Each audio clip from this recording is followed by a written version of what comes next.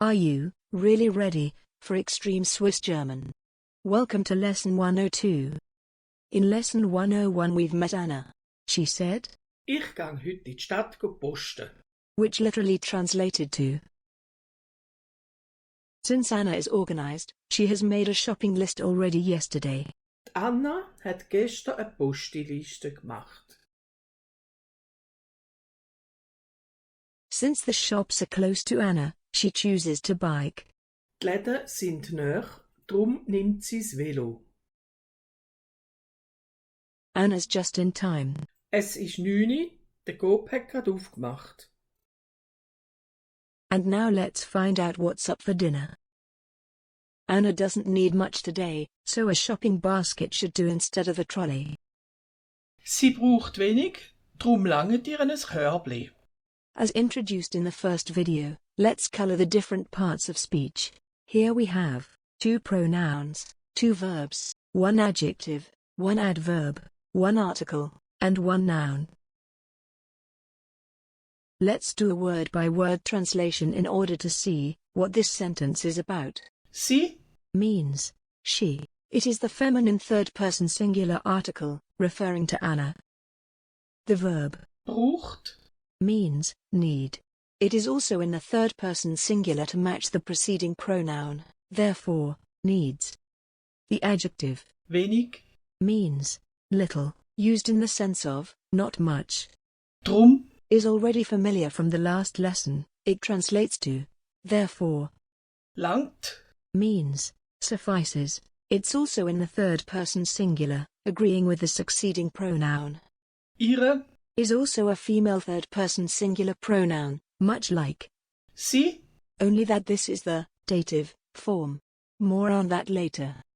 es, Is also familiar already. It is the neuter indefinite article singular. It refers to the noun following it. Körbli. Meaning basket, here in the function of a shopping basket, as opposed to a trolley. How would a German pronounce this sentence? Sie braucht wenig, deshalb reicht ihr ein Korb. In Swiss German. Sie braucht wenig, drum langt ihr ein Körbli. And once again. Sie braucht wenig, drum langt ihr ein Körbli.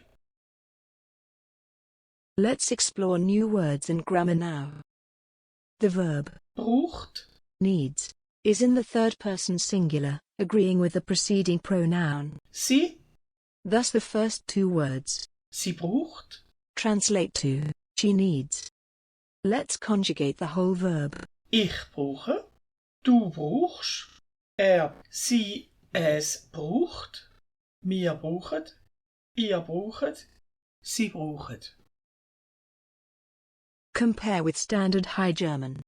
Ich brauche. Du brauchst. Sie es braucht. Wir brauchen. Ihr braucht. Sie brauchen. Once again in Swiss German.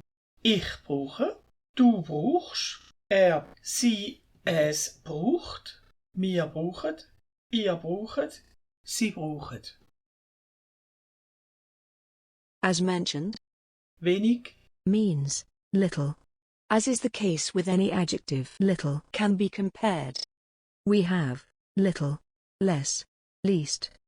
In Swiss German, that's less irregular and follows already encountered patterns. wenig, weniger, am wenigsten. You are already familiar with the following word. Drum, Meaning, therefore, reverses the subject-verb order shown in the main clause, to a verb-subject order in the subordinate clause. The second verb, langt, means, suffices, in the sense of, enough to complete the task at hand. I could provide the verb's conjugation here, but it would not be of much use. Both the English, suffices, as well as the Swiss German, langt, are used transitively, and almost always occur in the third-person singular, as is the case here. When a verb is used transitively, it means that it requires an object to make sense. Here, that is the following pronoun. ihre, Yes, that's a pronoun.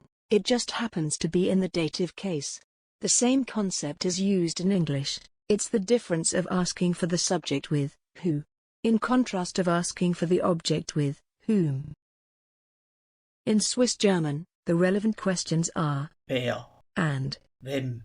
We know the nominative pronouns already.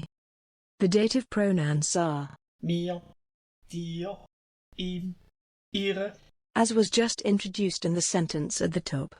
ihm, us, eu, ihne. Lastly, we have the noun, Körbli, preceded by its neuter indefinite article, es, literally meaning a little basket. A normal basket could be referred to as, ein Korb, but, as mentioned already, Swiss like to attribute special cuteness to everyday objects. This works by diminishing the object, by simply appending an I, or an L and an I. In many cases, this requires one or even several vowels to change into an umlaut, as is the case here. In all cases, the diminished object takes on the neuter article, here the indefinite one. es Körbli. Diminutives are a very important aspect of Swiss German. They appear in almost every second sentence. To understand Swiss German, you must understand diminutives, so let's focus on these for a minute. The word for a mouse is. Mus, Applying our recipe for diminutives, we obtain appending L and I, the umlaut, the neuter article, es Müsli, which, when pronounced by Germans this way, Ein Müsli. is typically meant to refer to the famous squish-like Swiss dish, which however in Swiss German is pronounced differently. A squish is called, es muss, from which we obtain as per the rule.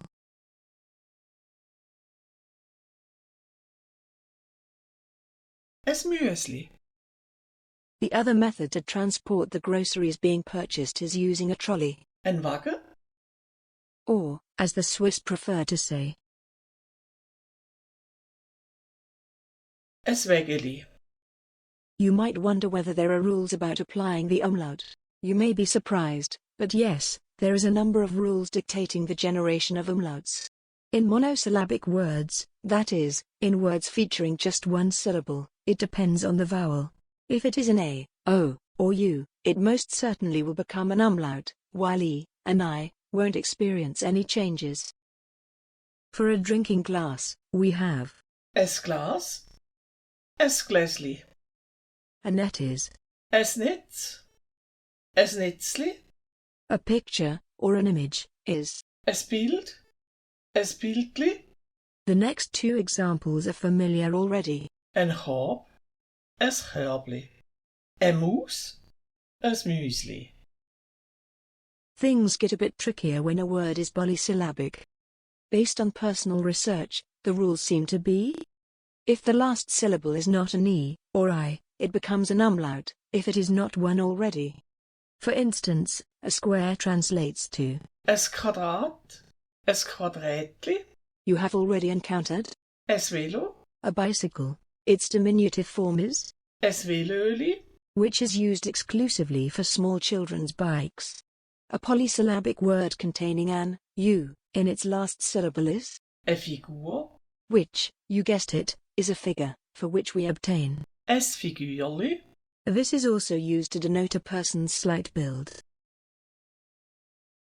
But what if the last syllable is an I or an E? In these cases, the penultimate syllable is converted into an umlaut, if it's not an E or I.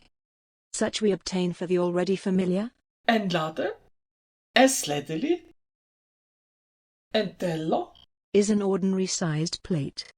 A small plate, such as used for desserts, is es Tellerli, a church is.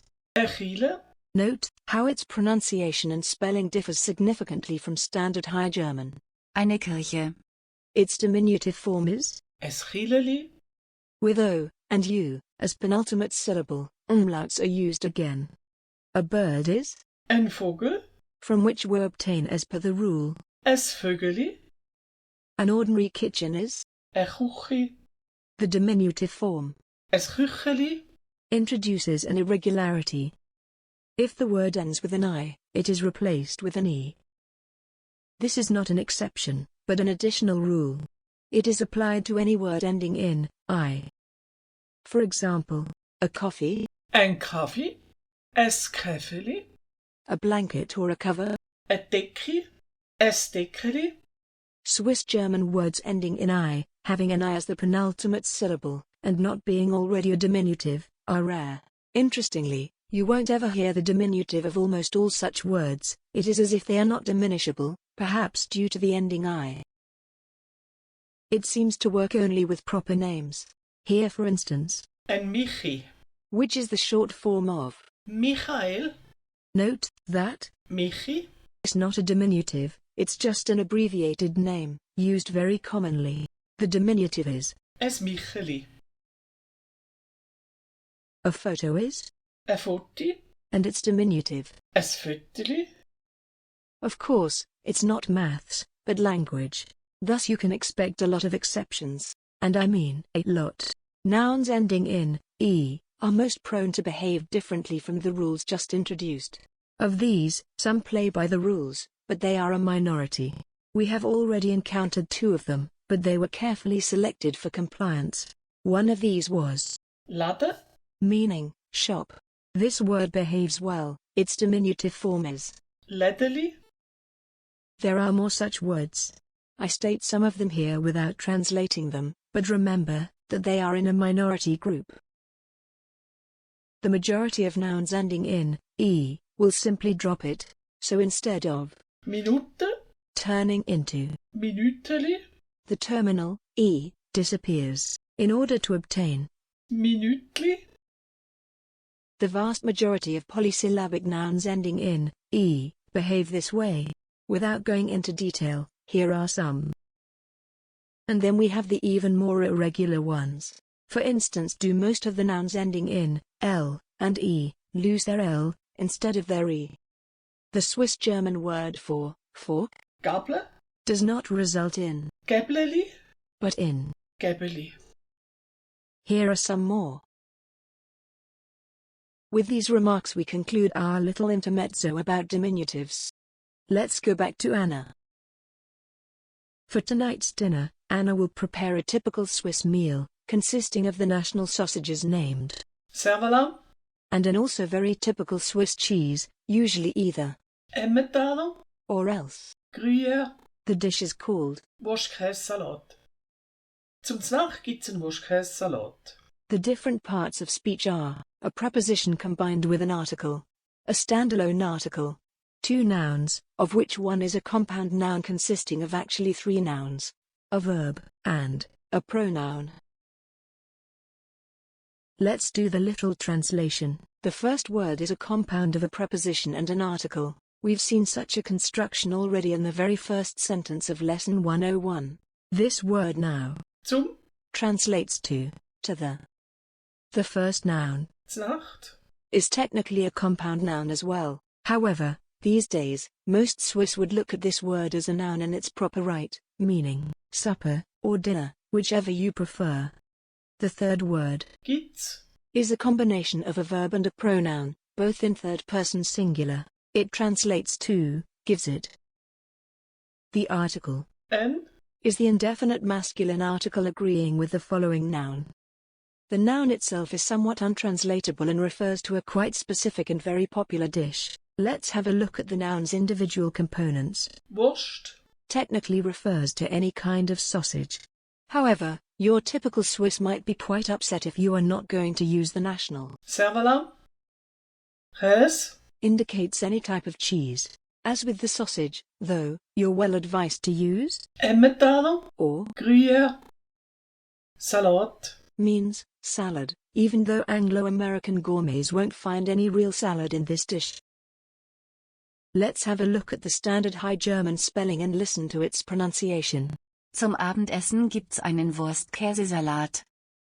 More often than not though, you'll hear and read a reference to the Swiss specialty, as for example, Zum Abendessen gibt's einen Schweizer Wurstkäsesalat. or Zum Abendessen gibt's einen Wurstkäsesalat nach Schweizer Art. adding the term Swiss style. Note that the adjective Schweizer is always capitalized as if it were a noun. In Swiss German. Zum Znach gibt's einen Wurstkäsesalat. And once again, Zum Znach gibt's einen Wurstkäsesalat. let's put aside the translations in order to gain some space. As was the case with the very first sentence of Lesson 101, we skip the preposition-article combination until having discussed the noun, because once again, the word can take on different forms, depending on the noun's gender. Znacht Is an interesting composition. Historically, it derives from zu Nachtessen, in Swiss German, Znachtessen, both meaning to eat for the night, or literally, to night eat. Note however, that Germans don't eat for the night any longer. The proper expression is zu Abendessen, meaning to eat for the evening, literally, to evening eat, having dinner. There are two more such expressions with direct equivalences in Standard High German. The first is Z'Morgenessen, to have breakfast, literally, to morning eat. The other one is Z'Mittagessen, to have lunch, or literally, to midday eat. Two more expressions directly referring to having meals at quite precise times of day exist in Swiss German, but not literally also in Standard High German. These are Znüni-Essen, to eat at 9 o'clock in the morning, and Zvieri-Essen. to eat at 4 o'clock in the afternoon. Prepend the word Zum before each of the shown nouns, and the expression gibt's after it, like shown in the sentence at the top, and you obtain an expression indicating what's up for breakfast, at 9 o'clock, for lunch, at 4 o'clock, and for dinner. Zum Z'Morgen gibt's ein Kaffee. For breakfast there's coffee. Zum Znüni gibt's ein Gipfeli. As a mid-morning snack we'll have a croissant. Ein Gipfeli Is neuter, as is the case with all diminutives. The noun being a diminutive is apparent by its -l and I ending. Without diminutive, the word would be ein Gipfel, which is a peak, a crest, or a summit. How that fits in etymologically, I have no idea. However, it's an extremely popular pastry in Switzerland, and almost always is consumed while enjoying a coffee. Note that since the undiminished word Gipfel, ends with an L, only an I needs to be added to form the diminutive. zum Mittag gibt's ein Müsli. Ein Müsli. Is already known from the previous sentence, it's the famous muesli dish. Zum Zvieri gibt's ein Äpfel. Ein Äpfel, Is an apple. There we have another noun ending with an L, thus to create its diminutive, appending an I does suffice. ein Äpfeli. Zum Znacht gibt's ein Salat. As already discussed, Ein Salat. is a salad.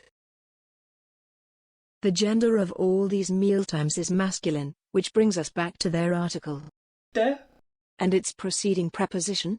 zu, Much like the first sentence of 101. We have a preposition, followed by an article pertaining to the following noun. As always, prepositions dictate the case. With I, this was the accusative. With zu, however, here we use the dative. For masculine nouns, Standard High German uses the preposition zu, and the appropriately declined article for the dative case. dem, The female and neuter articles are der, which looks like the definite masculine article, but isn't, and once again. dem, If the noun is not to be emphasized, all these forms are contracted to zum, zur, and. zum, This works analogously in Swiss German. zu dem, Becomes zum, and zu der, becomes. zur. So, while Zum Znacht, figuratively just means for dinner, the literal translation is to the tonight. The third word gibt's, is yet another compound, combining a verb and a personal pronoun, both in the third person singular. The verb, to give, is conjugated as follows in Swiss German. ich gib, du gisch, sie es gibt, mir gend, ihr gend, sie gend. Compare with Standard High German. ich gebe, du gibst, sie es gibt, wir geben, ihr gebt, sie geben. Once again in Swiss German. Ich gib, du gisch, sie es gibt, mir gend, ihr gend, Sie gehen. With compound nouns, as appearing at the end of the sentence, the article needs to agree with the terminating noun. Here we have Ein Salat. hence Ein needs to be used. The nouns themselves were discussed already in greater detail during the word-by-word translation. Allow a few final remarks about this sentence. Note the word order in the sentence at the top. zum Znacht. While appearing at the start of the sentence, is not the subject. It is an object in the dative case. The subject is the unimpressive consonant S, preceded by an apostrophe. Much like in Standard High German, when an object leads the sentence, the verb and the subject are swapped. It would be perfectly well possible to say, Es gibt zum Znachten Wurst-Kässalat. which would restore the traditional word order subject, verb, and object. This works also when abbreviating the pronoun with the modest s. Es gibt zum Znachten Wurst-Kässalat. Be careful, however, to not use the full form with the reversed word order. Gibt es Does not work and immediately exposes you as a non-native speaker, while the Standard High German Gibt es. is absolutely correct. Besides sausages and cheese, there are other essential ingredients used in a typical Swiss. Wurst-Kässalat? However, Anna doesn't need to purchase these today, as she has plenty of them at home already.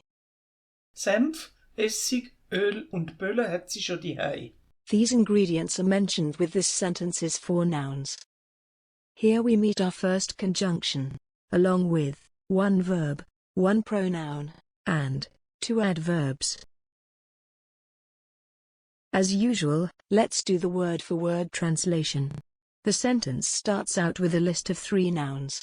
Senf, Translates to mustard, Essig, means vinegar, and Öl refers to oil. The conjunction und means and.